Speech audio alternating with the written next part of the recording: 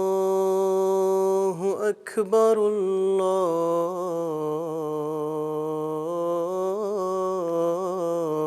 الله أكبر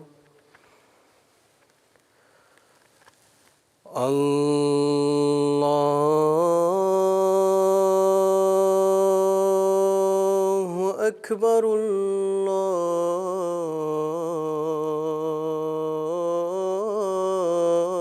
الله أكبر أشهد أن لا إله إلا الله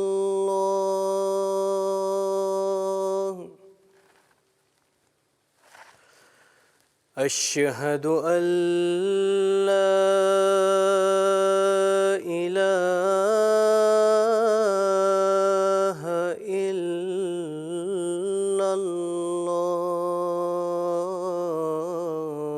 الله أشهد أن محمدًا رسول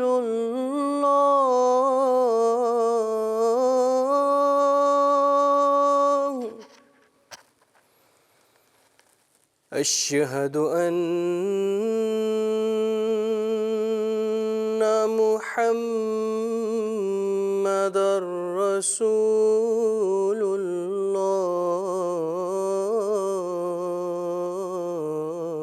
الله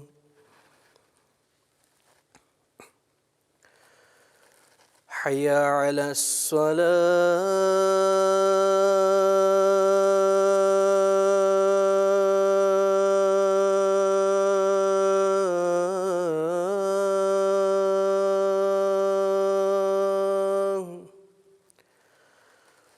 حي على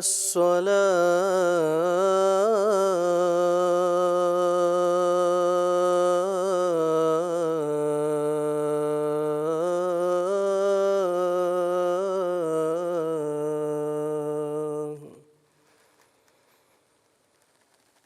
حي على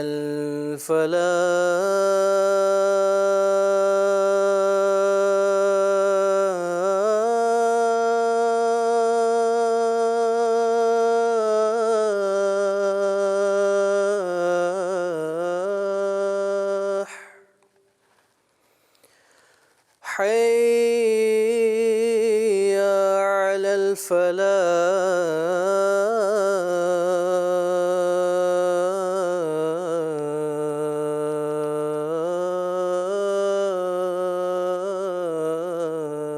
الفلاح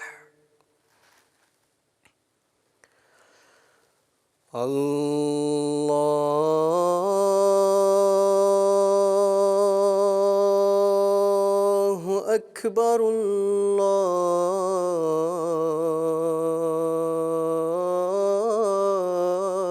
الله أكبر لا إله إلا الله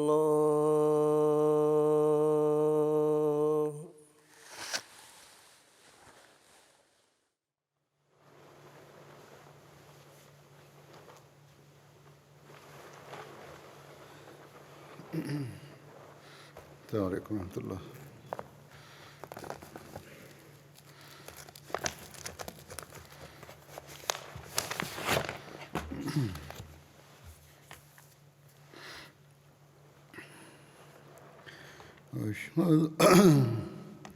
أشهد أن لا إله إلا الله وحده لا شريك له وأشهد أن محمدًا عبده ورسوله أما بعد فأعوذ بالله من الشيطان الرجيم بسم الله الرحمن الرحيم الحمد لله رب العالمين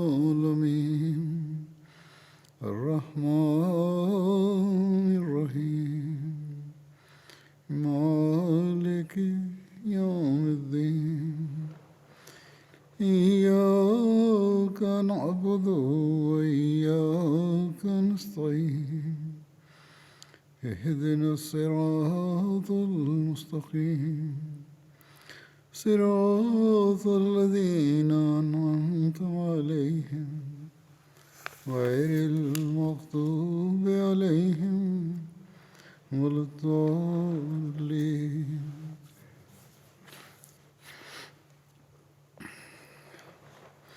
حضرت عثمان رضی اللہ عنہ کا ذکر چل رہا تھا.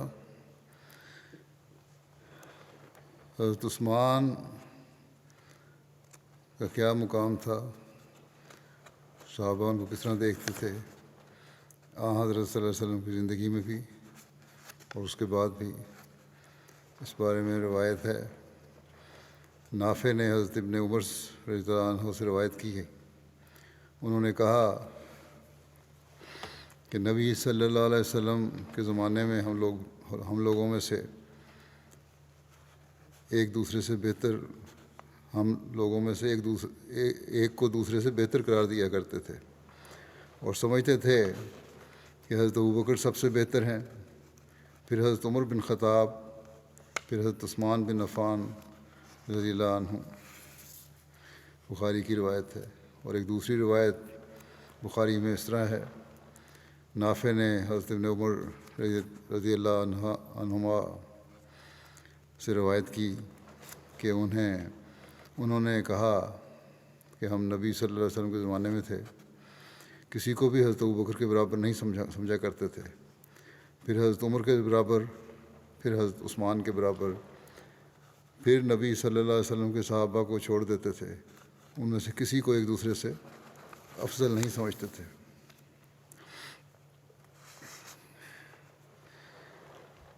پھر حضرت عثمان کہ حضرت صلی اللہ علیہ وسلم کے بعد بہترین لوگوں میں شمار ہونے کے بارے میں جو روایت ملتی ہیں, اس میں محمد بن حنفیہ کی روایت ہے.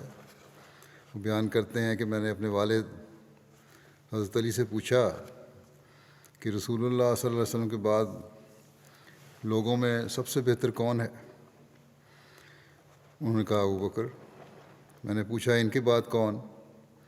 انہوں نے کہا پھر عمر. پھر میں نے ڈرتے ہوئے پوچھا کہ پھر کون؟ تو انہوں نے جواب دیا کہ حضرت عثمان. پھر میں نے کہا اے میرے باپ, ان کے بعد کیا آپ؟ تو آپ نے جواب دیا کہ میں تو مسلمانوں میں سے ایک عام آدمی ہوں. حضرت صلی اللہ علیہ وسلم کو جو حضرت عثمان رضی اللہ عنہ سے تعلق تھا, آپ کی نظر میں ان کا جو مقام تھا, اس کا اندازہ اس بات سے ہوتا ہے کہ حضرت عثمان سے بغض رکھنے والے ایک شخص کا جنازہ حضرت صلی اللہ علیہ وسلم نے نہیں پڑھا. اس کی تفصیل یوں بیان ہوئی ہے. حضرت جابر بیان کرتے ہیں کہ رسول اللہ صلی اللہ علیہ وسلم کی خدمت میں ایک شخص کا جنازہ لایا گیا تاکہ آپ اس کی نماز جنازہ پڑھا دیں, لیکن آپ نے اس کی نماز جنازہ نہ پڑھائی. کسی نے عرض کی یا رسول اللہ, اس سے پہلے ہم نے کبھی نہیں دیکھا کہ آپ نے کسی کی نماز جنازہ چھوڑی ہو. اس پر آپ نے فرمایا یہ شخص عثمان سے بغض رکھتا تھا, بس اللہ تعالیٰ بھی اس سے دشمنی رکھتا ہے.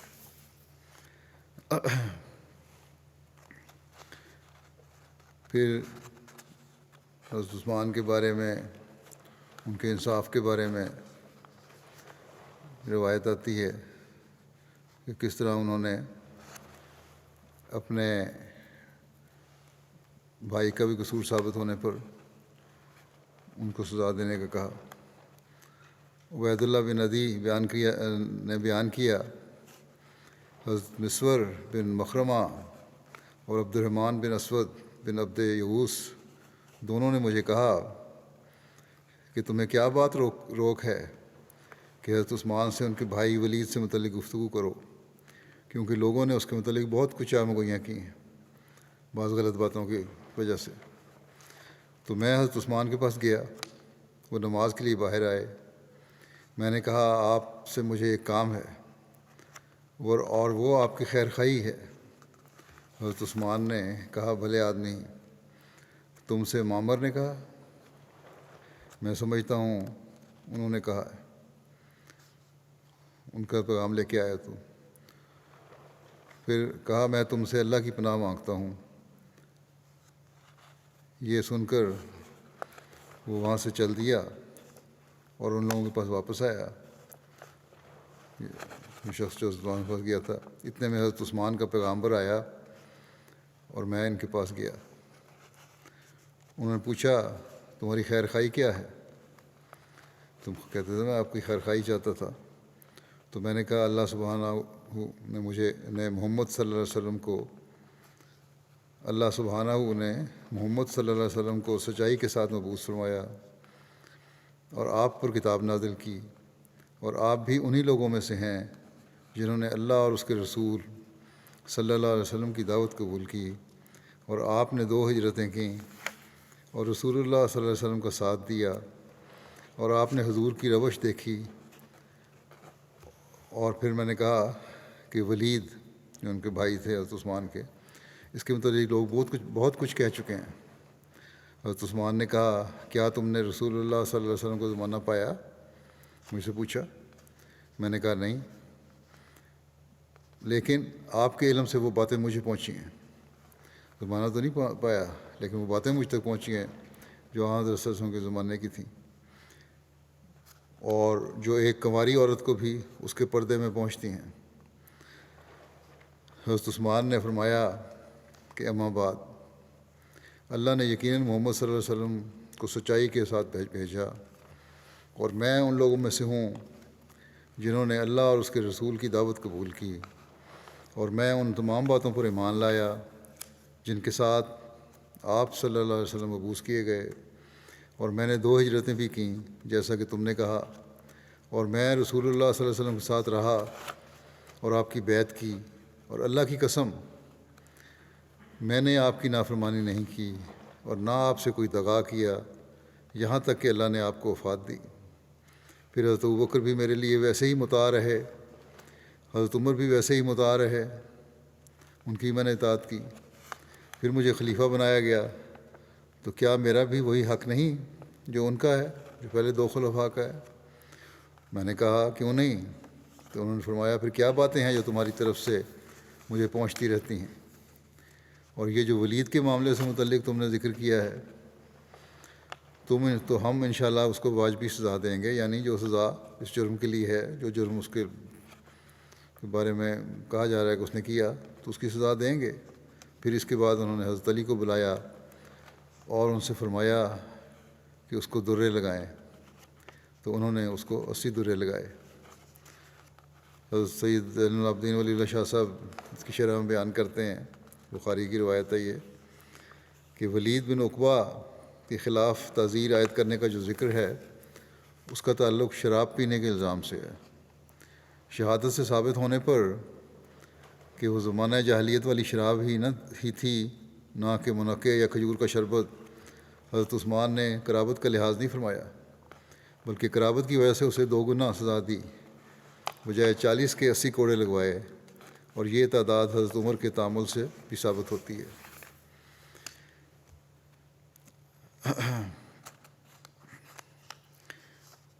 پھر ایک روایت میں آتا ہے عطا بن یزید نے انہیں خبر دی کہ حمران نے، جو کہ حضرت عثمان کے آزاد کردہ غلام تھے، انہیں بتایا کہ انہوں نے حضرت عثمان بن عفان کو دیکھا کہ انہوں نے ایک برتن منگوایا اور اپنے دونوں ہاتھ 3 بار پانی ڈال کر دھوئے، پھر اپنا دایاں ہاتھ برتن میں ڈالا اور کلی کی اور ناک صاف کیا، پھر اپنا منہ اور اپنے دونوں ہاتھ کونیوں تک 3 بار دھوئے، پھر اپنے سر کا مسح کیا، پھر اپنے دونوں پاؤں ٹخنوں تک 3 بار دھوئے، پھر کہا رسول اللہ صلی اللہ علیہ وسلم فرماتے تھے کہ جس نے میرے اس وضو کی طرح وضو کیا اور پھر اس طرح 2 رکعتیں پڑھیں کہ ان میں اپنے نفس سے باتیں نہ کیں، تو جو گناہ بھی اس سے پہلے ہو چکے ہیں ان سب سے اس کی مغفرت کی جائے گی۔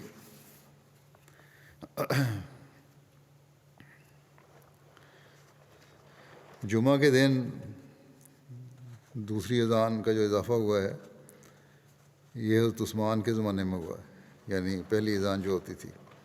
اس کی تفصیل یوں بیان ہوئی ہے،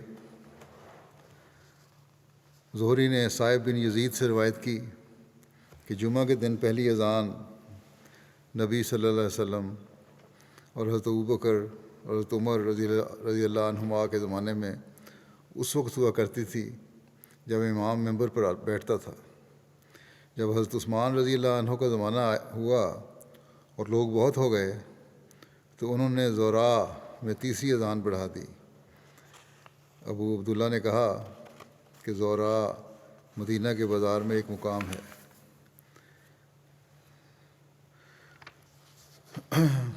فقہ احمدیہ میں بھی اس کے متعلق لکھا ہوا ہے حدیث کے حوالے سے کہ حضرت صلی اللہ علیہ وسلم اور حضرت ابوبکر اور حضرت عمر رضی اللہ عنہما کے زمانے میں جمعے کے دن ممبر کے پاس جو یقیناً مسجد کے اندر رکھا ہوا تھا ایک ہی اذان دی جاتی تھی۔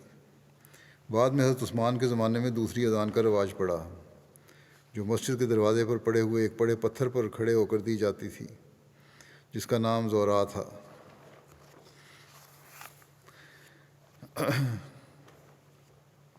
صحیح بخاری کی شرح نعمت الباری میں اس حدیث کی شرح میں لکھا ہے، ابن شہاب زہری نے صاحب سے روایت کی ہے کہ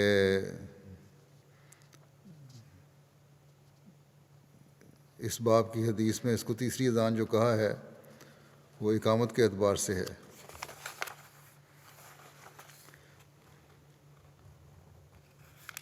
یہ پہلے 2 اذانیں تھیں، تیسری اذان دلوائی جاتی تھی۔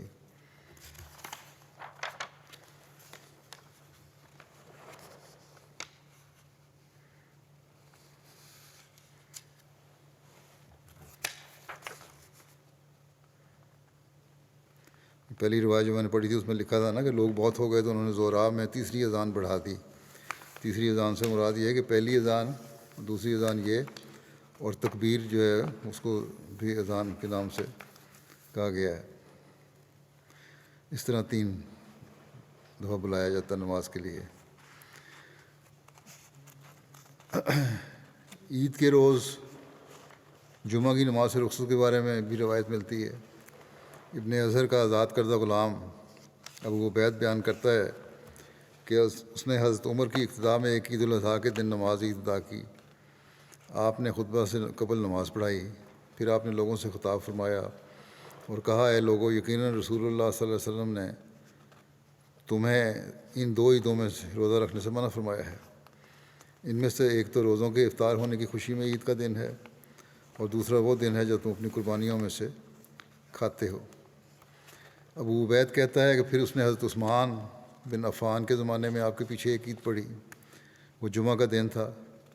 آپ نے خطبے سے قبل نماز پڑھائی، پھر آپ نے لوگوں سے خطاب فرمایا اور کہا، اے لوگو، یہ وہ دن ہے جس میں تمہارے لیے 2 عیدیں اکٹھی ہو گئی ہیں۔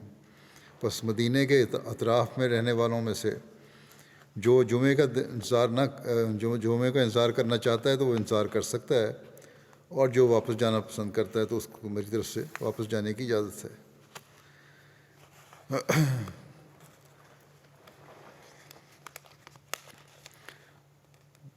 فقہ احمدیہ میں ایک چیز جو لکھی گئی ہے اس سے مجھے تو ابھی تک کوئی واضح اس کے ثبوت نہیں ملے۔ وہاں یہ لکھا ہوا ہے کہ اگر جمعہ اور عید ایک روز جمع ہو جائیں تو عید کی نماز کے بعد نہ جمعہ پڑھا جائے اور نہ ظہر، بلکہ عصر کے وقت میں عصر کی نماز پڑھی جائے۔ چنانچہ عطا بن رباح کہتے ہیں کہ ایک بار جمعہ اور عید الفطر دونوں ایک دن میں اکٹھے ہو گئے۔ حضرت عبداللہ بن زبیر نے فرمایا، ایک دن میں 2 عیدیں جمع ہو گئی ہیں، ان کو اکٹھا کر کے پڑھا جائے گا۔ چنانچہ آپ نے دونوں کے لیے 2 رکعتیں دوپہر سے پہلے پڑھیں۔ اس کے بعد عصر تک کوئی نماز نہ پڑھی، یعنی اس دن صرف نماز عصر ادا کی گئی۔ اس بارے میں ابھی مزید تحقیق کی ضرورت ہے. اس کے لیے مصیر رابع نے بھی یہ فرمایا تھا اور تحقیق کی تھی. پہلے ان کا خیال تھا کہ نہیں ضرورت، پھر کیونکہ کوئی اور ایسی روایات نہیں ملیں جو براہ راست آن صلی اللہ علیہ وسلم کے تعامل سے یا عمل سے ثابت ہوتی ہوں کہ جب کہ ظہر کی نماز بھی چھوڑی گئی ہو. یہی ایک روایت ہے جو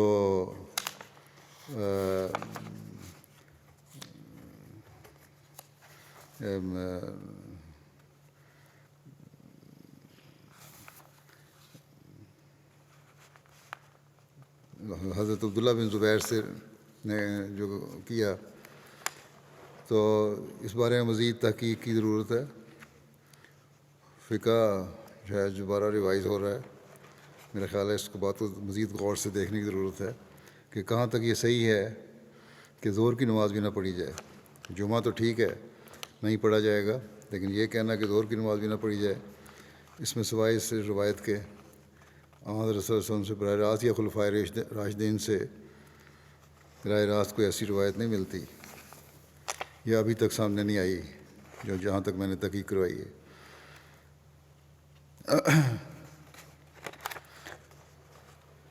جمعہ کے دن غسل کے بارے میں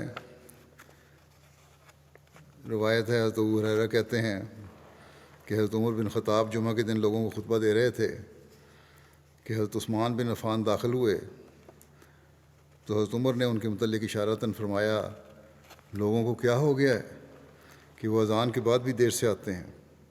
اس پر حضرت عثمان نے کہا اے امیر المومنین، میں تو اذان سنتے ہی وضو کر کے چلا آیا ہوں. حضرت عمر نے کہا صرف وضو؟ کیا آپ نے رسول اللہ صلی اللہ علیہ وسلم کو فرماتے ہوئے نہیں سنا کہ جب تم میں سے کوئی جمعہ کے لیے آئے تو چاہیے کہ وہ غسل کرے؟ اگر پانی میسر ہے، سہولتیں میسر ہیں تو غسل کرنا ضروری ہے.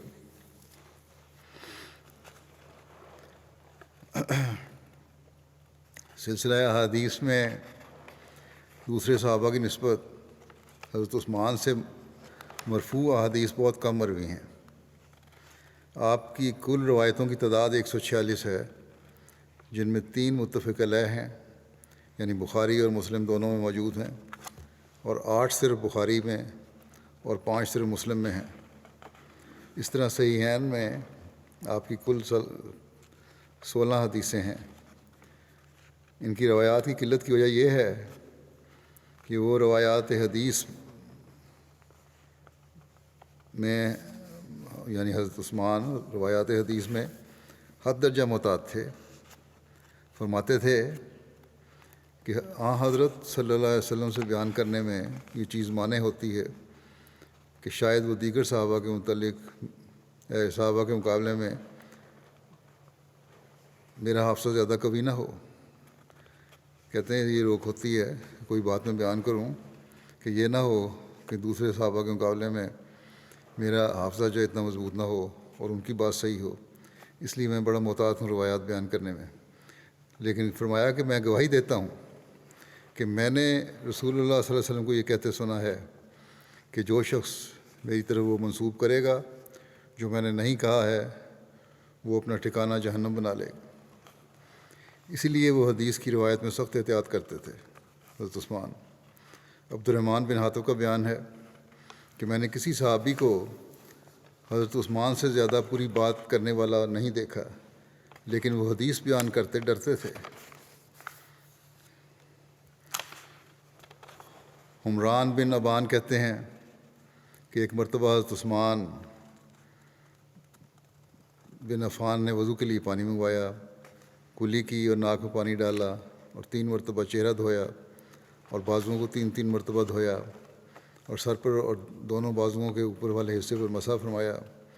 پھر آپ ہنس پڑے. پھر اپنے ساتھیوں سے کہا کیا تم مجھ سے ہنسنے کی وجہ نہیں پوچھو گے؟ انہوں نے کہا اے امیر المومنین آپ کیوں ہنسے تھے؟ فرمایا میں نے رسول اللہ صلی اللہ علیہ وسلم کو دیکھا کہ آپ نے اسی جگہ کے قریب پانی منگوایا، پھر آپ نے اسی طرح وضو کیا جیسا کہ میں نے وضو کیا ہے، پھر آپ ہنس دیے. پھر آپ نے صحابہ سے فرمایا حضرت صلی اللہ علیہ وسلم نے صحابہ سے فرمایا کیا تم مجھ سے نہیں پوچھو گے کہ میں کس وجہ سے ہنسا ہوں؟ انہوں نے عرض کیا یا رسول اللہ آپ کس وجہ سے ہنسے ہیں؟ آپ نے فرمایا انسان جب وضو کا پانی منگوائے اور اپنا چہرہ دھوئے تو اللہ اس کے تمام گناہ معاف فرما دیتا ہے جو چہرے سے ہوتے ہیں، پھر جب وہ اپنے بازو دھوتا ہے تب بھی وہ ایسا ہی ہوتا ہے، پھر جب وہ اپنے سر کا مسح کرتا ہے تب بھی ایسا ہی ہوتا ہے، اور جب وہ اپنے پاؤں پاک کرتا ہے تب بھی ایسا ہی ہوتا ہے۔ یہ روایت اصل میں تو پہلی وضو والی روایت کے ساتھ ہی بیان ہونی چاہیے تھی، بہرحال اب بیان ہو گئی۔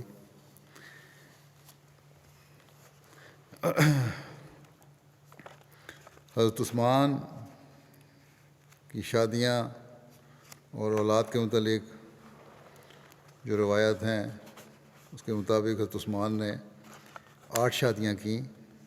یہ سب شادیاں اسلام قبول کرنے کے بعد کیں۔ آپ کی ازواج اور اولاد کے نام درج ذیل ہیں۔ حضرت رقیہ بنت رسول صلی اللہ علیہ وسلم، آپ کے بطن سے آپ کے فرزند عبداللہ بن عثمان پیدا ہوئے۔ حضرت ام کلثوم بنت رسول صلی اللہ علیہ وسلم، حضرت رقیہ کی وفات کے بعد حضرت عثمان نے آپ سے شادی کی۔ حضرت فاختہ بنت غزوان، آپ حضرت عتبہ بن غزوان کی ہمشیرہ تھیں۔ ان کے بطن سے آپ کے ہاں بیٹا پیدا ہوا جس کا نام بھی عبداللہ تھا، اور اس کو عبداللہ الاصغر کہا جاتا تھا۔ حضرت ام عمر بنت جندب ازدیہ، ان کے بطن سے عمر، خالد، ابان، عمر اور مریم کی ولادت ہوئی۔ حضرت فاطمہ بنت ولید مخزومیہ، ان کے بدن سے ولید، سعید اور ام سعید کی ولادت ہوئی۔ حضرت ام البنین بنت عیینہ بن حصن فزاریہ، ان کے بطن سے آپ کے فرزند عبد الملک کی ولادت ہوئی۔ حضرت رملہ بنت شیبہ بن ربیعہ، ان کے بطن سے عائشہ، ام ابان اور ام عمر کی ولادت ہوئی۔ حضرت نائلہ بنت فرافسہ بن آفس، یہ پہلے نصرانی تھیں لیکن رخصتی سے پہلے اسلام قبول کر لیا تھا اور اچھی مسلمان ثابت ہوئیں۔ ان سے آپ کی بیٹی مریم پیدا ہوئیں۔ کہا جاتا ہے کہ ایک بیٹا انبسہ بھی پیدا ہوا تھا۔ حضرت عثمان کی جب شہادت ہوئی تو اس وقت ایک روایت کے مطابق آپ کی 4 ازواج آپ کے پاس تھیں، حضرت رملہ اور حضرت نائلہ اور حضرت ام البنین اور حضرت فاختہ، جبکہ ایک اور روایت کے مطابق محاصرہ کے ایام میں حضرت عثمان نے حضرت ام البنین کو طلاق دے دی تھی۔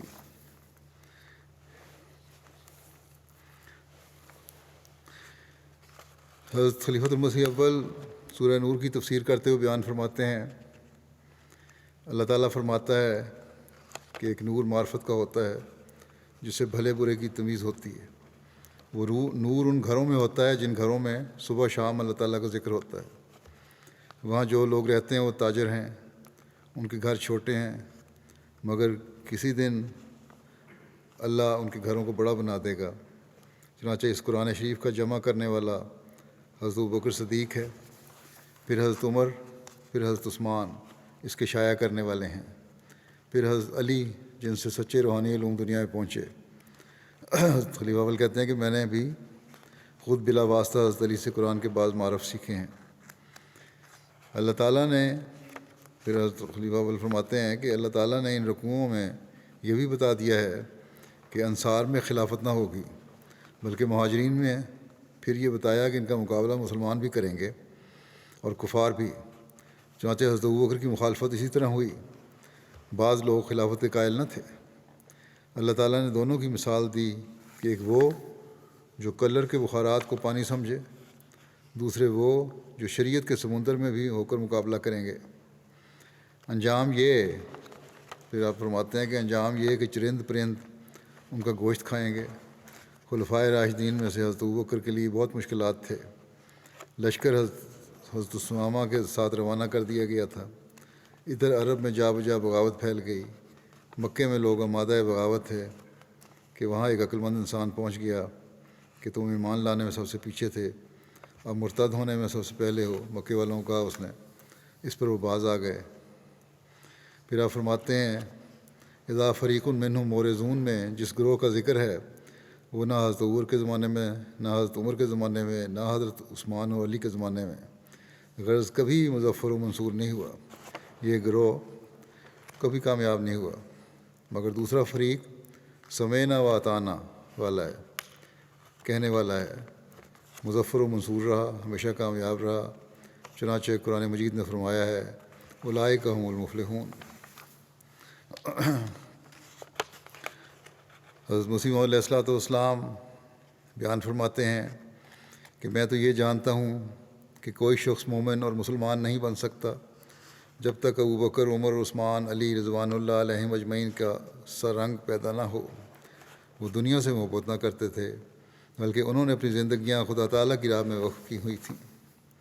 پھر آپ فرماتے ہیں یہ عقیدہ ضروری ہے کہ حضرت صدیق اکبر رضی اللہ تعالیٰ عنہ اور حضرت فاروق عمر رضی اللہ تعالیٰ عنہ اور حضرت ذوالنورین رضی اللہ تعالیٰ عنہ یعنی حضرت عثمان اور حضرت علی مرتضیٰ رضی اللہ تعالیٰ عنہ سب واقعی طور پر دین میں امین تھے۔ ابوبکر رضی اللہ تعالیٰ عنہ جو اسلام کے عدم ثانی ہیں، اور ایسا ہی حضرت عمر فاروق اور حضرت عثمان رضی اللہ تعالیٰ عنہما اگر دین میں سچے امین نہ ہوتے تو آج ہمارے لیے مشکل تھا جو قرآن شریف کی کسی ایک آیت کو بھی من جانب اللہ بتا سکتے۔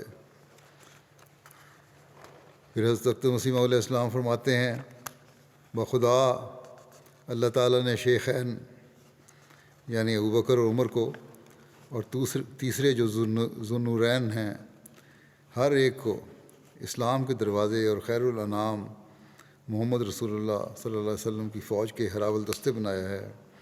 پس جو شخص ان کی عظمت سے انکار کرتا ہے اور ان کی قطعی دلیل کو حقیقت جانتا ہے اور ان کے ساتھ ادب سے پیش نہیں آتا بلکہ ان کی تذلیل کرتا اور ان کو برا بھلا کہنے کے درپے رہتا ہے اور زبان درازی کرتا ہے، مجھے اس کے بعد انجام اور سلب ایمان کا ڈر ہے۔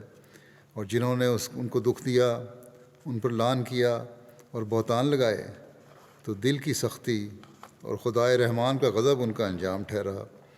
میرا بارہا کا تجربہ ہے اور میں اس کو کھلے طور پر اظہار بھی کر چکا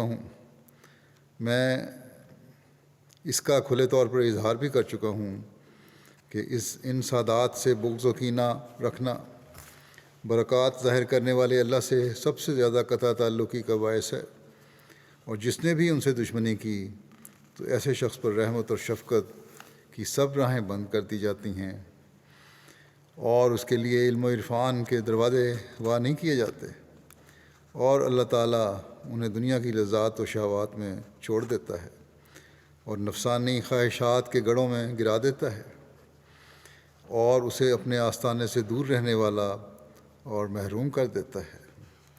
پھر حضرت اقدس مسیح موعود علیہ السلام فرماتے ہیں حضرت صلی اللہ علیہ وسلم کے بعد جو کچھ اسلام کا بنا ہے وہ اصحاب ثلاثہ سے ہی بنا ہے، یعنی حضرت ابوبکر، عمر اور عثمان۔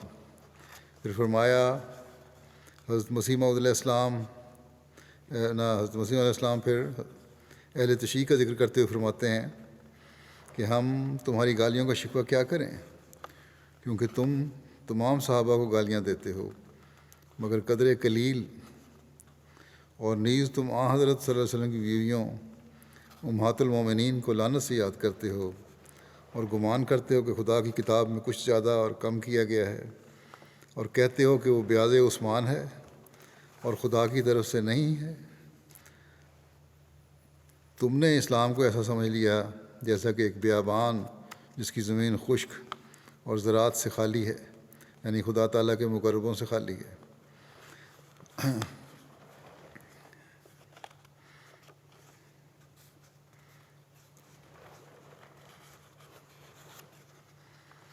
پھر فرمایا پس کون سی عزت تمہارے ہاتھوں سے باقی رہی اے ہاتھ سے نکلنے والوں۔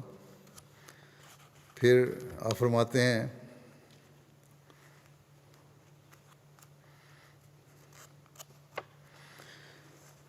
مجھے میرے رب کی طرف سے خلافت کے بارے میں ازروِ تحقیق تعلیم دی گئی ہے، اور محققین کی طرح میں نے اس حقیقت کی تہہ تک پہنچ گیا اور میرے رب نے مجھ پر یہ ظاہر کیا کہ صدیق اور فاروق اور عثمان رضی اللہ عنہم نیکوکار و مومن تھے اور ان لوگوں میں سے تھے جنہیں اللہ نے چن لیا اور جو خدائے رحمان کی عنایات سے خاص کیے گئے، اور اکثر صاحبان معرفت نے ان کے محاسن کی شہادت دی۔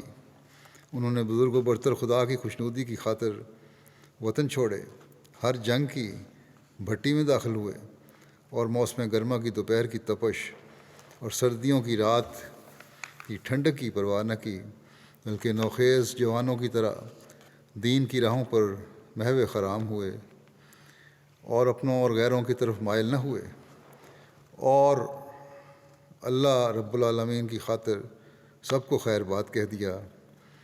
ان کے اعمال میں خوشبو اور ان کے افعال میں مہک ہے، اور یہ سب کچھ ان کے مراتب کے باغات اور ان کی نیکیوں کے گلستانوں کی طرف رہنمائی کرتا ہے، اور ان کی باد نسیم اپنے معطر جھونکوں سے ان کے اسرار کا پتہ دیتی ہے، اور ان کے انوار اپنی پوری تابانیوں سے ہم پر ظاہر ہوتے ہیں۔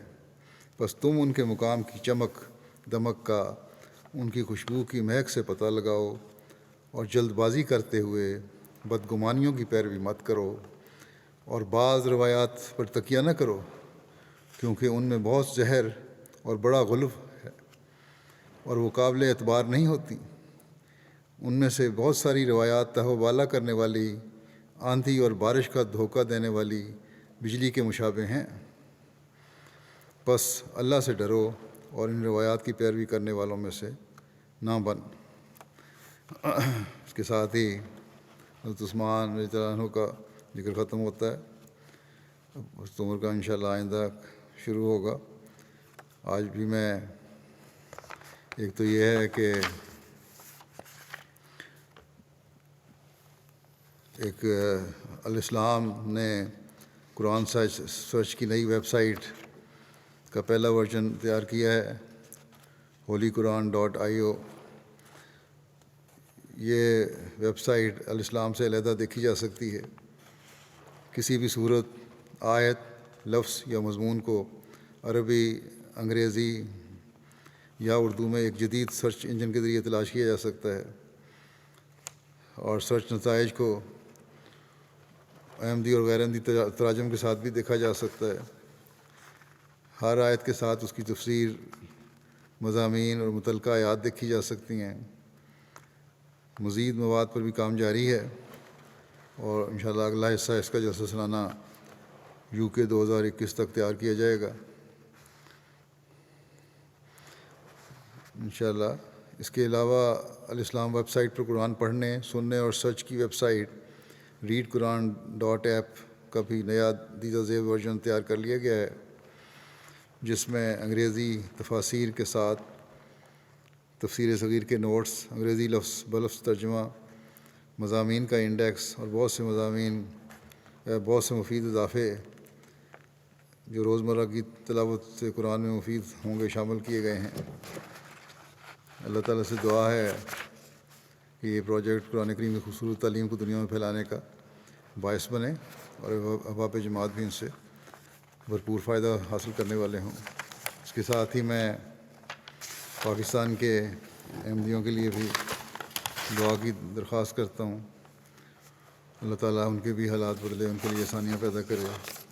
اسی طرح الجزائر کے احمدیوں کے لیے بھی اللہ تعالیٰ ان کو بھی اس بات قدم عطا کرے اور ان کے حالات میں تبدیلی پیدا کرے۔ اب میں بعض جنازوں، وفات یافتگان کا ذکر کروں گا، جن کے جنازے بھی پڑھاؤں گا۔ اب جو بہت ساری درخواستیں آتی ہیں، مشکل ہے کہ ہر ایک کا ذکر کیا جائے یہاں اور پڑھایا جائے جنازہ۔ بہرحال کچھ کا میں ذکر کر رہا ہوں، باقی میں نے اپنے ان میں شامل کر لیے ہیں، ان کو بغیر نام لیے ہی شامل ہیں وہ۔ اللہ تعالیٰ ان سب کے سے مغفرت و رحم کو سلوک فرمائے۔ بہرحال جن کا ذکر کرنا ہے وہ میں اب پڑھ دیتا ہوں۔ ان میں مکرم محمد صادق صاحب درگا رام پوری صاحب ہیں۔ محمد صادق صاحب درگا رام پوری، یہ ڈھاکہ بنگلہ دیش کے ہیں، 14 نومبر 2020 کو 75 سال کی عمر میں وفات پا گئے. انا للہ و انا الیہ راجعون.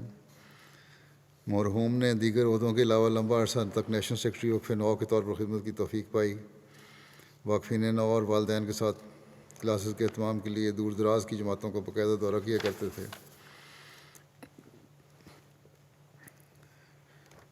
اور باقاعدگی سے مسجد جایا کرتے تھے. بیماری جب تک انہوں نے بیماری نے مجبور نہیں کیا ان کو. مرحوم موسی تھے اور ان کے پسماندگان میں اہلیہ کے علاوہ 3 بیٹے اور 1 بیٹی شامل ہیں. اگلے ہیں خاتون ہیں مختارہ بی بی صاحبہ، اہلیہ رشید احمد اٹھوال صاحب دارالیمن روا. یہ نعیم باجوہ صاحب پرنسپل جامعہ مبشرین برکینا فاسو کی ساس ہیں. 16 جنوری کو ان کی وفات ہوئی. انا للہ و انا الیہ راجعون. لجنہ دارالیمن غربی کی مجلس عاملہ میں مجموعی طور پر 17 سال ان کو خدمت کی توفیق ملی. مختلف ممالک میں ان کو مالی قربانیوں کی توفیق ملی اور لاکھوں میں اللہ تعالیٰ نے ان کو مالی قربانی کرنے کی توفیق عطا فرمائی. وفات سے چند گھنٹے پہلے بھی انہوں نے ان کی آنکھ کھلی تو انہوں نے کہا کہ میری چوڑیاں کہاں ہیں، اور فوراً اپنے بیٹے کو کہا کہ چوڑیاں بیچ کے تو صدر صاحب کو دے کے آؤ، جو تقریباً 3.5 لاکھ روپے کی تھیں، کہ وہ MTA کے لیے انتظام کر دیں، ڈش لگوا دیں. پھر ان کے 2 بیٹے 1995 میں جرمنی میں کار کے حادثے میں وفات پا گئے تھے. بڑے حوصلے سے صدمہ برداشت کیا اور کبھی اس حادثے کا ذکر نہیں کیا، نہ شکوہ کیا. اس صدمے کو اللہ تعالیٰ کی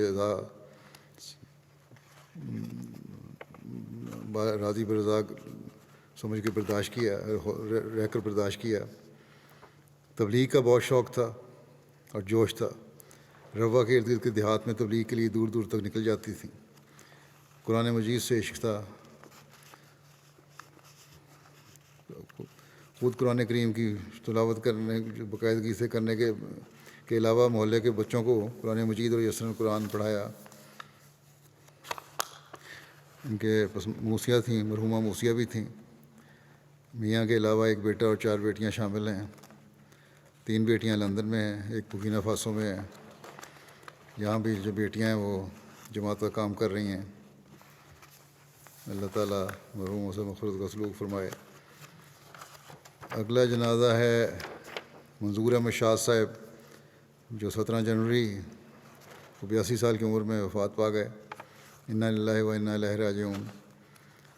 خاندان میں احمدیت آپ کے والد حضرت میاں عبدالکریم صاحب صحابی حضرت مسیح موعود علیہ السلام کے ذریعے سے 1903 میں آئی تھی، جب حضرت مسیح موعود علیہ السلام کرم دین کے مقدمے کے سلسلے میں جہلم تشریف لے گئے تھے.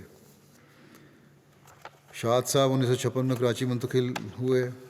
پھر وہاں بطور قائد ضلع کراچی خدمت کی توفیق ملی اور بڑا اچھا کام کیا انہوں نے وہاں خدام الاحمدیہ میں. پھر صدر جماعت ڈریگ روڈ کالونی اور نائب امیر کراچی کے طور پر خدمت کی توفیق ملی. 1984 میں جو وفد نے استقبال کیا تھا خلیفہ مسیح رابع کا سکھر میں، آپ اس وفد میں شامل تھے اور روانگی تک ان کی ایئرپورٹ پہ رہے. 2010 میں لندن منتقل ہوئے. یہاں بیت الفتوح ڈسپنسری میں بھی باقاعدہ ہومیوپیتھک ڈسپنسری میں وقت دیا کرتے تھے. وفات کے وقت آپ سیکٹری تربیت اور سیکٹری تربیت نومائن جماعت نوربری کی خدمت توفیق پا رہے تھے. مرحوم موسی تھے. ان کے 2 پوتے اور 1 نواسہ مربی ہیں اور یہیں UK میں خدمت کی توفیق پا رہے ہیں. اللہ تعالیٰ مغفرت و رحم کا سلوک فرمائے ان سے. اگلا جنازہ ہے حمیدہ اختر صاحبہ، اہلیہ عبدالرحمٰن سلیم صاحب USA کا، جو 19 جنوری کو 92 سال کی عمر میں وفات پا گئی تھیں. انا للہ و انا الیہ راجعون. اللہ تعالیٰ نے مرحومہ کو لمبا عرصہ تقریباً 50 سال لجنہ معلّہ کراچی اور راولپنڈی میں خدمت کی توفیق عطا فرمائی. اور جنرل سیکرٹری کے طور پر بھی، لجنہ صدر کے طور پر بھی، نگران قیادت کے طور پر بھی خلافت کی عاشق تھیں. بچوں کو بھی خلافت سے اخلاص کے ساتھ وابستہ رہنے کی تلقین کیا کرتی تھیں. تمام عمر نمازوں کی پابند اور تہجد گزار رہیں. قرآن کو پڑھنے اور پڑھانے کا خاص اہتمام کرتی تھیں، اور اپنے بچوں کو بھی قرآن کریم پڑھایا. ان کو عمرہ کی سعادت بھی ملی. مرحومہ موسیہ تھیں. اس پسماندگان میں 5 بیٹے اور 2 بیٹیاں ہیں. آج آپ کی اولاد میں سے بھی کئی خادم دین ہیں اور جماعت کے مختلف حیثیت سے خدمت کی توفیق پا رہے ہیں. ڈاکٹر عبدالسلام صاحب ہیں، ڈاکٹر خلیق اللہ ملک صاحب ہیں، اچھی خدمت کر رہے ہیں. اللہ تعالیٰ مرحومہ سے مغفرت اور رحم کا سلوک فرمائے. اگلا جنازہ ہے مکرم ناصر پیٹر لوتسین صاحب، جرمن احمدی ہیں، جو 20 جنوری کو وفات پا گئے تھے. انا للہ و انا الیہ راجعون. ان کی بیٹی بیان کرتی ہیں کہ 1983 کے ایک روز میرے والدین ہنوور شہر کے مرکزی بازار سے گزر رہے تھے کہ ان کی نظر ایک سٹال پر پڑی جو محض ایک میز پر مشتمل تھا اور جس پر چند تعارفی کتب پڑی تھیں، اور اس کے پیچھے دو غیر ملکی نوجوان کھڑے تھے. ان سے آپ کا تعارف ہوا تو پتہ چلا کہ یہ اسلام کی نمائندہ جماعت احمدیہ کا تبلیغی سٹال ہے. چنانچہ ان نوجوانوں سے سوالات بھی کیے، لٹریچر بھی ساتھ لے لیا. لٹریچر پڑھنے کے بعد انہوں نے دوبارہ ان لوگوں سے رابطہ کر کے ملاقات کی. ان تینوں نے احمدیوں نے انہیں اپنے ہاں کھانے پہ بلایا. رمضان کا مہینہ تھا، تو کہتی ہیں کہ افطاری پر میرے والدین ان کے گھر گئے. ان لوگوں نے فرش پر پرانے اخبار بچھا کر کھانا لگایا ہوا تھا. کوئی جگہ نہیں تھی بیٹھنے کی. نیچے زمین پر بیٹھ کے قالین پہ ساتھ اخبار بچھا لیا، اس پہ کھانا لگایا ہوا تھا. کھانا بڑا پسند آیا میرے والدین کو، اور لیکن اس سے زیادہ ان لوگوں کی سادگی اور مہمان نوازی ان کو محسوس ہوئی. اس کا مزہ زیادہ آیا. پھر کہتے ہیں کھانے کے بعد بھی گفتگو ہوئی. پھر گھر آنا جانا شروع ہوا، اور چند مہینوں تک مطالعہ اور تحقیق کرنے کے بعد 1984 میں کہتی ہیں میرے والدین بیعت کر کے جماعت احمدیہ مسلمہ میں شامل ہو گئے. یہ موقع عید کا تھا، اور کہتے ہیں مقامی دوستوں کے ہمراہ محترم ناصر صاحب ہیمبرگ گئے اور بیعت کرنے کی سعادت پائی. ایک جلسے سالانہ پر ان کو تقریر کرنے کا بھی موقع ملا. کہتی ہیں کہ میری والدہ کی مذہب سے خاص دلچسپی تھی، اور سچے مذہب کی تلاش کے شوق نے ان کو احمدیت کی طرف مائل کیا، اور پھر ان کا زندہ خدا سے زندہ تعلق بھی قائم ہوا، اور دعاؤں کی قبولیت کا نشان کئی مرتبہ دیکھا. اور اللہ تعالیٰ بھی کیسے نشان ان کو دکھاتا ہے. کہتی ہیں کہ میری والدہ ایک آنکھ سے معذور تھیں. 1986 میں جلسہ سالانہ UK میں شامل ہوئیں تو اچانک ان کی بینائی کسی حد تک لوٹ آئی. پہلے تو آنکھ بالکل بند تھی، مگر پھر اسی آنکھ سے تھوڑا تھوڑا نظر آنا شروع ہو گیا. اب کہتی ہے کہ جس کی ایک آنکھ بالکل ختم ہو جائے اس کے لیے یہ بات معجزے سے کم نہیں، اور یہ معجزہ 11 سال بینائی سے محروم رہنے کے بعد ہوا، جس کا وہ کہتی ہیں خالص دعا کی وجہ سے اور جلسے میں آ کے دعائیں کرنے کی وجہ سے یہ برکت ملی مجھے. پھر لندن میں ایک جرمن احمدی ختیجہ صاحبہ کے گھر ٹھہرا کرتی تھیں. کہتی ہیں کہ ایک روز میرے والدین کے گھر سے سیر کی غرض سے باہر نکلے تو کچھ دور چلے گئے. واپس آنے کے لیے راستہ بھول گئے. اندھیرا بڑھنے کے ساتھ ساتھ پریشانی بڑھ رہی تھی ان کو. ایک ایسی سڑک پر کھڑے تھے جہاں ٹریفک بہت زیادہ تھی، اور کچھ پتہ نہ تھا کہ کہاں کھڑے ہیں. جب اندھیرا مزید گہرا ہو گیا اور راستہ بھی گم گیا تو کہتی میری والدہ نے کہا آؤ دعا کرتے ہیں. ابھی دعا سے فارغ ہوئے ہی تھے کہ دیکھا کہ محترمہ ختیجہ صاحبہ کے داماد اپنی گاڑی کے ساتھ ان کے سامنے کھڑے کہہ رہے تھے کہ آئیں گاڑی میں بیٹھیں، میں آپ کو گھر لے جاؤں. قبولیت دعا کے اس نظارے نے ان کے ایمان کو مزید تازگی اور تقویت بخشی. لائق منیر صاحب ربی جرمنی لکھتے ہیں کہ لتسین صاحب کا سارا خاندان احمدی تھا. اس وقت ہم کہا کرتے تھے کہ یہ واحد جرمن احمدی فیملی ہے. آپ بہت اخلاص رکھنے والے، کم گو اور شریف النفس تھے. مالی قربانی میں بھی لطفین صاحب پیش رہتے تھے، تبلیغی پروگراموں میں لیکچر دیتے تھے۔ ان کے سامنے جب حضرت مسیح علیہ السلام کا نام لیا جاتا تو ان کی آنکھوں میں نمی آ جاتی۔ ایک تبلیغی میٹنگ میں مرحوم نے اسلام کی تعلیمات اس قدر خوبصورت انداز میں پیش کیں کہ ایک 70 سالہ جرمن میرے پاس آئے اور کہنے لگے کہ مجھے اسلام کے بارے میں جیسی معلومات آج ملی ہیں آج سے پہلے کبھی نہیں ملیں۔ اللہ تعالیٰ ان سے مغفرت اور رحم کا سلوک فرمائے اور ان کی اولادوں کو بھی احمدیت پر قائم رکھے۔ اگلا جنازہ ہے مکرمہ رضیہ تنویر صاحبہ کینیڈا کا، جو خلیل احمد تنویر صاحب مربی سلسلہ وائس پرنسپل جامعہ ربا کی اہلیہ تھیں۔ 27 جنوری کو 58 سال کی عمر میں وفات پا گئیں کینیڈا میں۔ کینسر کی بیماری تھی انہیں۔ مرحومہ کی بچپن سے ہی دینی کاموں میں بہت شوق تھا جو وفات تک قائم رہا۔ 22 سال دفتر لجنہ معلّہ پاکستان اور دفتر ماہنامہ مصباح میں مختلف شعبوں میں بطور محرر اور اکاؤنٹنٹ خدمت کا موقع ملا ان کو، اور بیماری تک یہ سلسلہ خدمت کا جاری رہا۔ حضرت چھوٹی آپا صاحبہ کے ساتھ ان کو کافی کام کی توفیق ملی اور بہت کچھ سیکھنے کو ملا اور ان کی دعائیں لینے کی توفیق ملی ان کو۔ اللہ تعالیٰ ان سے مغفرت اور رحم کا سلوک فرمائے۔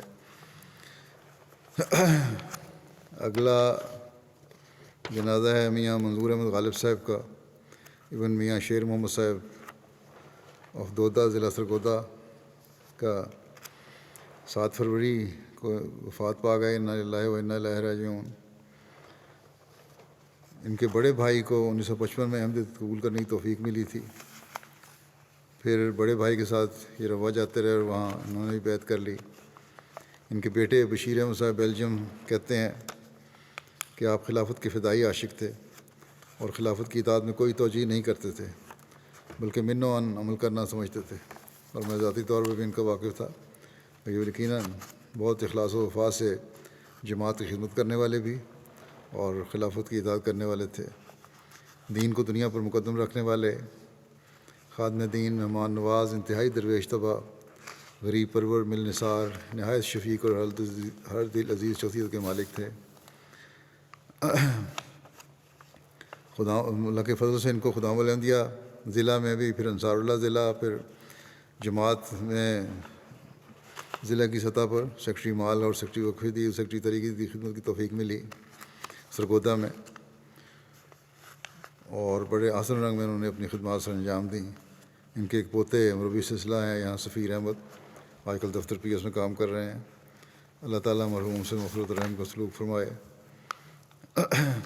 اگلا جنازہ ہے محترمہ بشریٰ حمید انور ادنی صاحبہ، اہلیہ حمید انور صاحب ادن یمن کا، جو ایم ٹی اے میں ہمارے کارکن ہیں، والنٹیئر۔ مکرم محمد انور صاحب ان کی والدہ تھیں، اور منیر احمد عہدے صاحب director production M T A کی ساس تھیں۔ 14 فروری کو ان کی وفات ہوئی 69 سال کی عمر میں۔ انا للہ و انا الیہ راجعون۔ آپ حضرت مسیح علیہ السلام کے صحابہ حضرت حاجی محمد دین صاحب تحالوی اور حضرت حسین بی بی صاحبہ کی پوتی تھیں۔ ایم ٹی اے میں بھی ان کو کام کرنے کی توفیق ملی۔ نکاح مال عرب پروگرام کے تمام ڈیٹا کو ٹرانسفر کرنے کے سسٹم میں باقاعدگی سے لمبا عرصہ کام کرتی رہیں، اور ساتھ العربیہ میں بھی خدمات انجام دیتی رہیں۔ ہر قسم کی جماعتی خدمات بجا لانے میں خوشی محسوس کرتی تھیں۔ بڑی صابرہ شاکرہ خاتون تھیں۔ اللہ تعالیٰ ان سے مغفرت و رحم کا سلوک فرمائے۔ اگلا جنازہ ہے محترمہ نور الصبا ظفر صاحبہ، اہلیہ محمد افضل ظفر صاحب مربی سلسلہ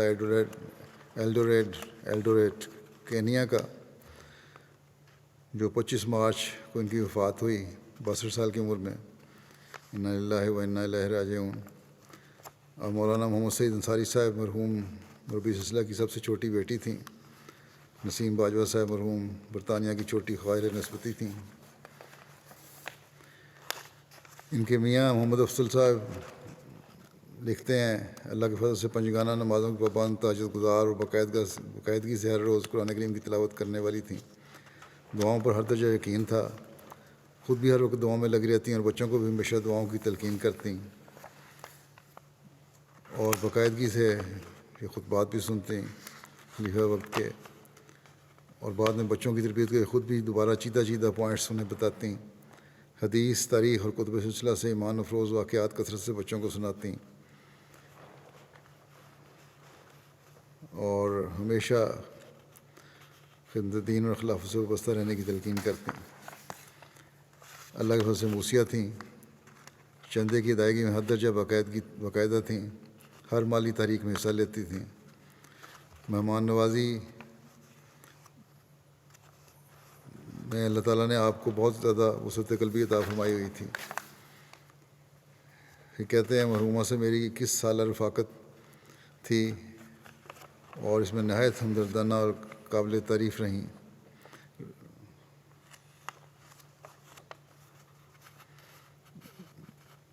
یہ رفاقت ہمیں بہت قابل تعریف رہی ہے۔ ان ظفر صاحب کی پہلی اہلیہ ایک حادثے میں فجی میں جب یہ مبلغ تھے وہاں شہید ہو گئی تھیں، اور 2 بچوں سمیت، 3 بیٹیوں اور 1 بیٹے سمیت، بلکہ 4 بچوں سمیت۔ یہ ان کی دوسری شادی تھی ظفر صاحب کی ان سے،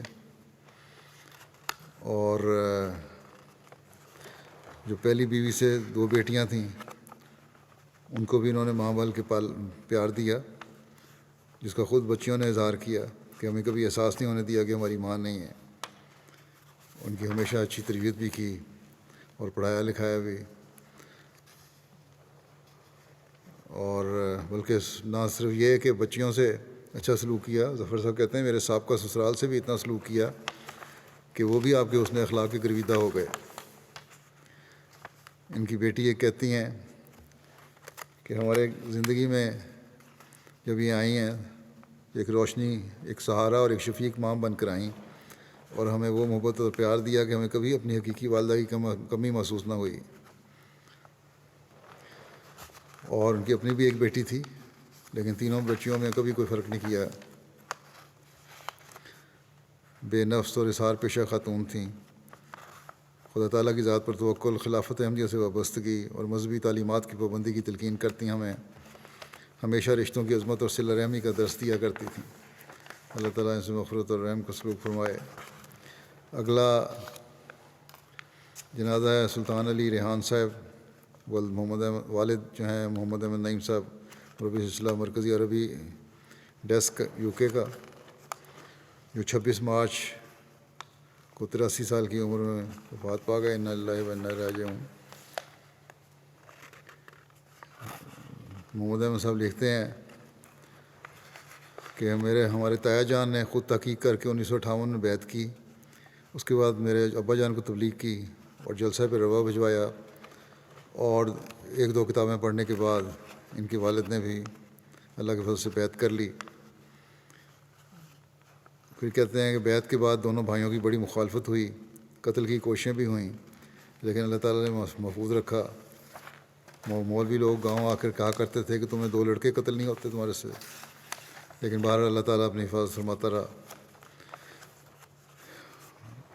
اور لیکن اس کے باوجود انہوں نے ان غیر احمدی رشتہ داروں سے اور گاؤں والوں سے آخر تک تعلق نبھایا، ان کی دشمنی کے باوجود ان سے حسن سلوک کرتے رہے۔ ان کے 2 بیٹے اور 6 بیٹیاں ہیں، اللہ تعالیٰ ان سے مغفرت و رحم کا سلوک فرمائے۔ محمد احمد نعیم صاحب بھی اپنے والد کے جنازے پہ نہیں جا سکے۔ پھر اگلا جنازہ ہے مولوی غلام قادر صاحب، مبلغ سلسلہ وقف زندگی افقالہ بن ضلع راجوری صوبہ جموں کشمیر کا، جو 26 مارچ کو 56 سال کی عمر میں وفات پا گئے۔ انا للہ و انا الیہ راجعون۔ مولوی غلام قادر صاحب مرحوم کے خاندان میں احمدیت ان کے دادا مکرم بہادر علی صاحب کے ذریعے آئی تھی۔ اس خاندان کے 13 افراد بفضل تعالیٰ اس وقت جماعت کی خدمت میں مصروف ہیں۔ بطور مبلغ 34 سال 6 ماہ ان کو خدمت کی توفیق ملی۔ مرحوم کا جہاں بھی تقرر ہوا بڑی خندہ پیشانی کے ساتھ اور پوری محنت اور لگن سے تعلیم و تربیت کی ذمہ داری آخر وقت نبھاتے رہے۔ تبلیغ کا اچھا ملکہ رکھتے تھے، میدان تبلیغ میں درپیش پریشانیوں اور مخالفتوں کا ڈٹ کر مقابلہ کرنے والے تھے۔ نہایت صابر، شاکر، قناعت، شعار اور نڈر مبلغ تھے۔ عثمان خان میں اہلیہ کے علاوہ 3 بیٹے اور 2 بیٹیاں شامل ہیں۔ ایک بیٹا بشیر الدین قادر جامعہ احمدیہ قادیان کی آخری کلاس میں زیر تعلیم ہے۔ اللہ تعالیٰ مغفرت و رحم کا سلوک فرمائے ان سے۔ اگلا جنازہ ہے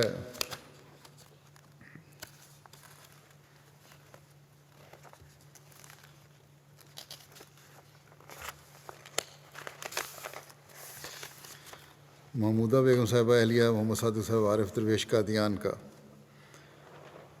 جو 1 اپریل کو 85 سال کی عمر میں حرکت قلب بند ہونے کی وجہ سے وفات پا گئی تھیں۔ انا للہ و انا الیہ راجعون۔ مرحومہ قاضی اشرف علی صاحب رضی اللہ عنہ صحابی حضرت مسیح علیہ السلام موضع علی پور کھیڑا ضلع میں مین پور صوبہ یوپی کی پوتی اور قاضی شاد بخش عباسی مرحوم کی بیٹی تھیں۔ ان کی شادی محمد عارف صادق صاحب درویش مرحوم سے ہوئی تھی۔ مرحومہ نے دور درویشی اپنے خاوند کے ساتھ نہایت صبر اور شکر سے گزارا۔ اگر فاقوں کی نوبت بھی آئی تو ہمیشہ صبر کا نمونہ دکھایا اور کبھی کسی کے سامنے تنگ دستی کا اظہار نہیں کیا۔ نمازوں کی پابند، بلکہ مرض الموت میں بھی بڑی بے چین ہوتی تھی نمازوں کے لیے۔ بڑا اہتمام کیا کرتی تھیں تلاوت قرآن کریم کا بھی۔ چندوں میں بڑی باقاعدہ تھیں۔ خلافت سے انتہائی تعلق رکھنے والی، بچوں کو بھی اس حوالے سے تلقین کیا کرتی تھیں۔ مرحومہ موسیہ تھیں۔ عثمان خان میں 3 بیٹے اور 2 بیٹیاں شامل ہیں۔ اللہ تعالیٰ مغفرت اور رحم کا سلوک فرمائے۔ اگلا جنازہ ہے خالد سعد اللہ المصری صاحب اردن کا، جو گزشتہ دنوں 60 سال کی عمر میں وفات پا گئے۔ انا للہ و انا الیہ راجعون۔ یہ اپنے خاندان میں پہلے احمدی تھے، بہت مخلص، نمازوں کے پابند، چندوں میں باقاعدہ اور نظام جماعت کی پابندی کرنے والے تھے۔ نہایت خوش خلق، مہمان نواز اور ملنسار تھے۔ بہت ٹھنڈی طبیعت والے اور بہت کم گو تھے۔ ان کے لیے خلیفہ وقت کی بات قول فصل کا حکم رکھتی تھی۔ MTA خصوصاً خطبہ جمعہ باقاعدگی سے دیکھتے تھے۔ اللہ تعالیٰ ان سے مغفرت اور رحم کا سلوک فرمائے۔ اگلا جنازہ ہے مکرم محمد منیر صاحب دارالفضل روا کا، جو 1 اپریل کو 73 سال کی عمر میں وفات پا گئے۔ انا للہ و انا الیہ راجعون۔ 1972 میں انہوں نے حضرت خلیفۃ مسیح ثالث رحمہ اللہ تعالیٰ کے ہاتھ پر بیعت کی تھی۔ آپ کا باقی خاندان احمدی نہیں تھا، اس وجہ سے انہوں نے بارہا آپ پر ٹارچر بھی کیا کہ آپ احمدیت چھوڑ دیں۔ بلکہ 2003 میں آپ کو یہ بھی آفر کی گئی کہ اگر آپ احمدیت چھوڑ دیں تو ہم آپ کو اتنا دیں گے کہ آپ کے بچوں کو بھی کمانا نہیں پڑے گا، لیکن یہ احمدیت پر قائم رہے۔ ان کی بیٹی قمر منیر صاحبہ یہاں ہمارے وقف زندگی کارکن اسلام آباد کے ہیں، ان کی اہلیہ ہیں، اور ایک بیٹا طاہر وقاص ہے، وہ بھی وقف زندگی ہے۔ اللہ تعالیٰ مرحوم سے مغفرت و رحم کا سلوک فرمائے۔ بڑے نیک اور مخلص وجود تھے۔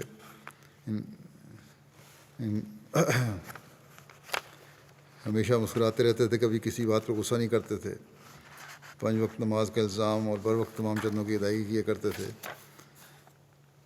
ان کے رشتہ دار ہیں حافظ سعید الرحمن صاحب، کہتے ہیں کہ میرے والد نے انہیں کام سکھایا، کیونکہ غیر احمدی رشتہ دار ان سے سلوک نہیں کرتے تھے، تو ان کے والد کے پاس آ گئے تھے، جو وہیں قریب ہی ان کی دکان تھی۔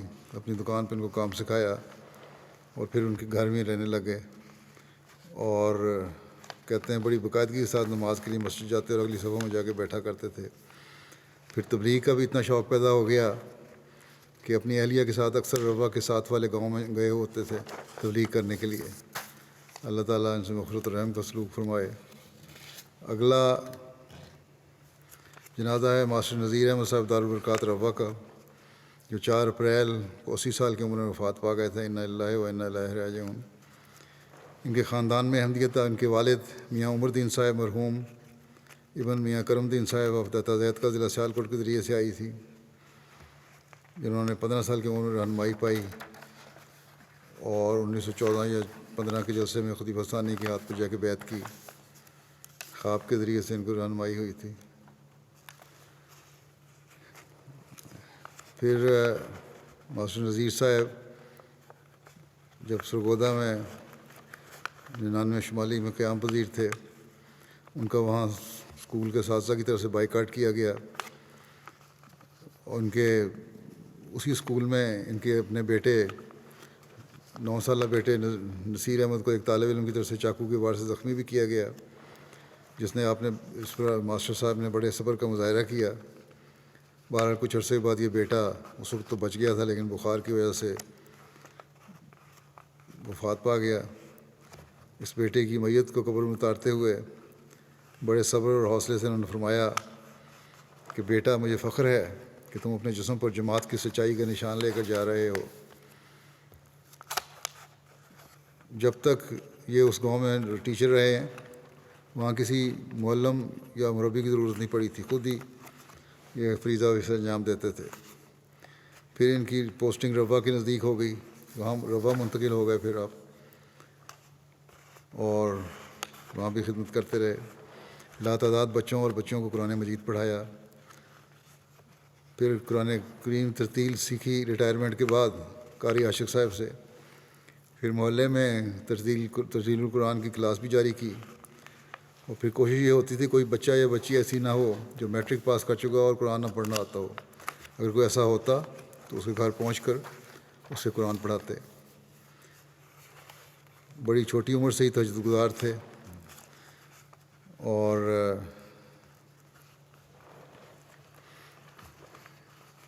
جب ان کو کرونا کی وجہ سے وہاں ربوہ میں پابندی لگائی گئی کہ 60 سال سے کم عمر کے زیادہ عمر کے لوگ مسجد نہ آئیں، تو گھر میں بڑے اہتمام سے نمازیں اور جمعہ ادا کیا کرتے تھے. ایک خواب کی بنا پہ ان کو یقین تھا کہ میں 80 سال کی عمر میں میری وفات ہوگی، اور ہوا. ان کے 3 بیٹے ہیں جو ایک بیٹی ہیں شاید. بہرحال 2 ان کے بیٹے جو ہیں وہ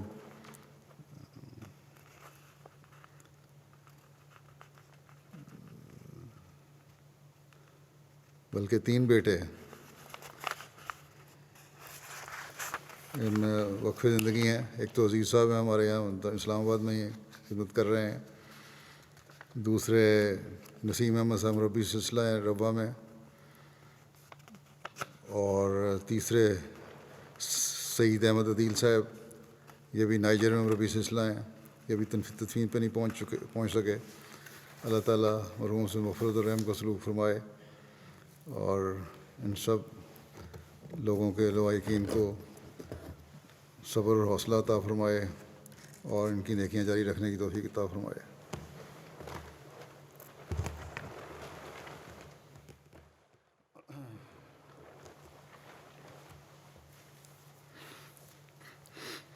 الحمد للہ نحمده ونستعینه ونستغفره ونؤمن به ونتوکل علیہ ونعوذ باللہ من شرور انفسنا ومن سیئات اعمالنا من يهده الله فلا مضل له ومن يضلل فلا هادي له ونشهد أن لا إله إلا الله ونشهد أن محمدا عبده ورسوله. عباد الله رحمكم الله، إن الله يأمر بالعدل والإحسان وإيتاء ذي القربى وينهى عن الفحشاء والمنكر والبغي يعظكم لعلكم تذكرون. اذكروا الله يذكركم وادعوه يستجب لكم ولذكر الله أكبر.